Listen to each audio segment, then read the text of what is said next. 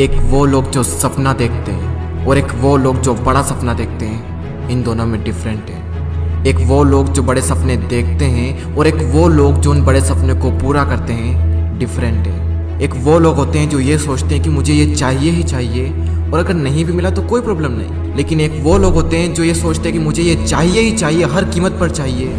Different है। अगर आप इस टाइम पर वो नहीं कर रहे हो जो आपके लिए सबसे ज़्यादा इम्पोर्टेंट है, आपके सपनों से जुड़ा हुआ काम है, तो आपका ड्रीम नहीं सिर्फ एक विश है। और इस दुनिया में ऐसा एक भी इंसान नहीं है जिसके पास कोई विश नहीं है। 80% से ज़्यादा लोगों की ज़िंदगी में कोई ड्रीम नहीं होते, कोई गोल्स नहीं होते, और सिर्फ यही कारण है कि सिर्फ 8% लोग सक्सेसफुल हो पाते हैं और सिर्फ 1% लोग हाईली सक्सेसफुल हो पाते हैं। आपके जीवन की हर वो सिचुएशन, हर वो परिस्थिति जिसमें आप संघर्ष कर रहे हो, जिसमें आप स्ट्रगल कर रहे हो, उसमें एक बहुत बड़ी अपॉर्चुनिटी छिपी हुई है। बस जो इंसान उस अपॉर्चुनिटी को देख लेता है वो निकल जाता है, और जो इंसान नहीं देख पाता वो वहीं अटक जाता है। हम सब सपनों की दुनिया में जीते हैं, लेकिन अपने सपनों को सच करने का सबसे अच्छा तरीका है जाग जाओ।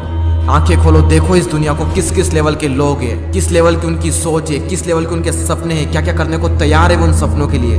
कोई भी इंसान जो अपनी ज़िंदगी में कुछ बड़ा नहीं कर पाता, जो अपने सपनों पर काम नहीं कर पाता, उसके दो सबसे बड़े कारण होते हैं। एक तो है फेल होने का डर और दूसरा है अपनी खुद की सेल्फ ईगो। लेकिन एक बात तो पहले से ही तय है कि कोई भी इंसान बिना फेल हुए तो कभी कामयाब हो ही नहीं सकता, तो फिर फेल होने का डर क्यों?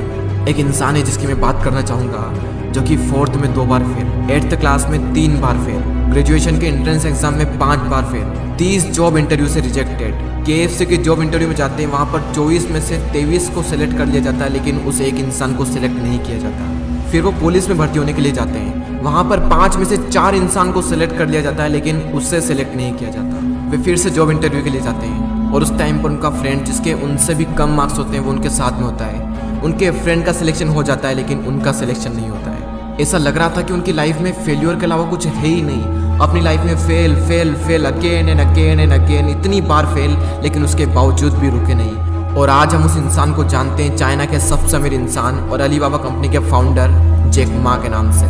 जब भी इतना फेल होने के बावजूद भी चाइना के सबसे अमीर इंसान बन सकते हैं, तो मुझे तो नहीं लगता कि आपकी ज़िंदगी में कभी इतने फेल्योर आए होंगे या फिर आने वाले होंगे। अगर आप फेल हो भी गए तो कोई बात नहीं, क्योंकि फेल होने से लर्निंग और एक्सपीरियंस बढ़ता है, और एक्सपीरियंस और लर्निंग से सक्सेस मिलती है। तो ये इशारा है कि आप सक्सेसफुल होने वाले हो। ये था पहला कारण, फेल होने का डर।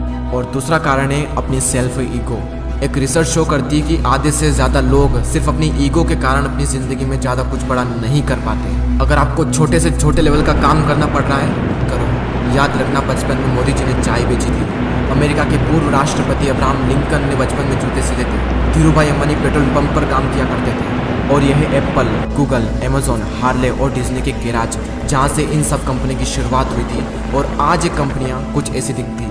अपनी सोच को सबसे बड़ा रखो, लेकिन शुरुआत हमेशा छोटे से छोटे लेवल से करो। याद रखना, शुरुआत में किस किस लेवल के काम करने पड़ता है। शुरुआत में कोई सपोर्ट नहीं करता। शुरुआती जंग हमेशा टफ होती है और बहुत ज़्यादा संघर्ष में होती है, और इसमें अकेले लड़ना पड़ता है। लेकिन इस मुश्किल जंग से जीत कर ही हर महान इंसान महान बनता है। भगवत गीता में लिखा गया है, क्रोध मनुष्य का दुश्मन है, आलस्य मनुष्य का दुश्मन है, लेकिन जब करियर की बात आती है तो ईगो आपका सबसे बड़ा दुश्मन है। अपनी ईगो में से ई को हटाइए, गो, उठो, दौड़ो, भागो, और तब तक मत रुकना जब तक कि लक्ष्य की प्राप्ति ना हो जाए। और दोस्तों, इस वीडियो के एंड में मैं आप सबको दिल से थैंक्स